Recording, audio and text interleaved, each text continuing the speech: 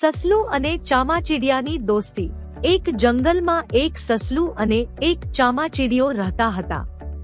બંને એકબીજાના ખૂબ મિત્ર હતા, પણ તેમની દોસ્તીમાં એક મોટો ફરક હતો। સસલું દિવસે ફરે, ચામાચીડિયો રાત્રે ઉડે। એક દિવસ સસલું કહ્યું, તું દિવસે મારે સાથે રમતું નથી, મને તો એકલું લાગે છે। ચામાચીડિયો બોલ્યો, પણ મારા માટે તો પ્રકાશ ખૂબ તીખો લાગે છે, મને રાત્રે જ બહાર આવવું ગમે છે। બંને થોડી વાર ચૂપ રહ્યા। પછી સસલાએ વિચાર્યું અને કહ્યું, ચાલ અમે સાંજના સમયે મળીએ, જ્યારે સૂરજ ડૂબે છે અને તારા ચમકે છે। ચામાચીડિયાને આ વાત ખૂબ ગમી। તે દિવસથી દરરોજ સાંજે બંને મળતા।